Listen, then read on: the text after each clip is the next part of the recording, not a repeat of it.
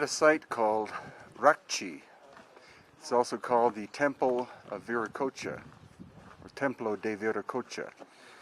And the standard story is that this was a massive building and complex of other buildings built by the High Inca, who actually named himself Viracocha. Now, the curious thing from a construction perspective is that the majority of what you're looking at is Inca building. However, the bottom areas is very fine megalithic construction.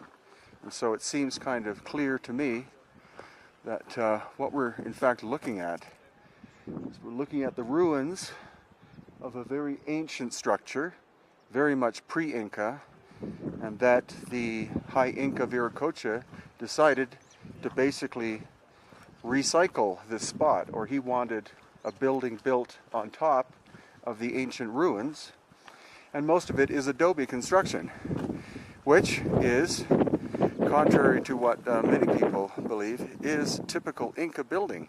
The Inca were not megalithic builders very much, but there was a very ancient culture, possibly called the Viracochas, Viracochans, Tanupans, or Pirwas, who were here thousands of years before the Inca and were superior in terms of technical capability of working and manipulating stone. You tell us, based on energy, because you have these rods, what is it that you're essentially picking up at this site?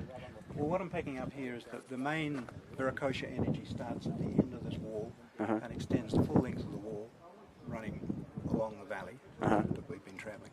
And it goes at least as far again to those houses again. This is only half of the energy band. So it could have even continued further on there in the past. But it's about 140 metres wide, and it's a big yang energy going down the valley. There's also a yin energy, which is extending from these columns, from the columns on both sides, between the two columns.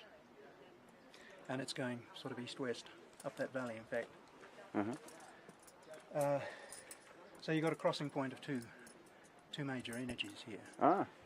But the peculiar thing is that these columns, all this is made of vesicular basalt. Right. So it's a highly magnetic sort of a rock. And we have this yin energy, which is the Mary energy, if you like. These columns, there's an energy between the columns on both sides, and it goes through the hole, concentrated as you go through the hole, and because they put the columns on each side of the hole.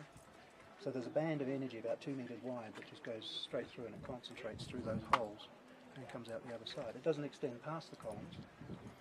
So they've manipulated the energy in some way by amplifying certain bands within the main Viracocha band, but we don't know why or what it would have originally looked like, but it's like a great energy machine. So, oh, really? Yeah.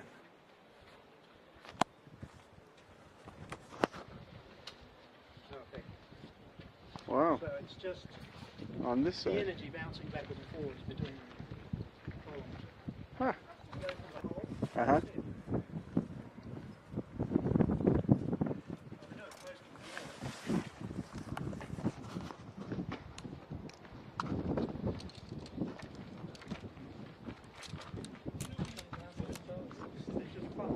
Wow, right through the wall. Deflect every time I hit a peak in the band. So each one of these is a band. It's like a sine wave. You get the positives and the negatives throughout the band. And if I walk this way,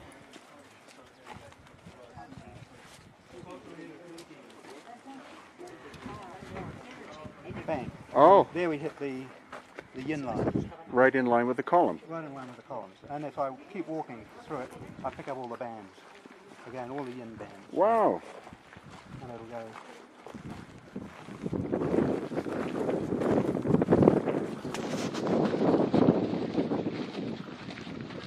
So, it's time to go, guys.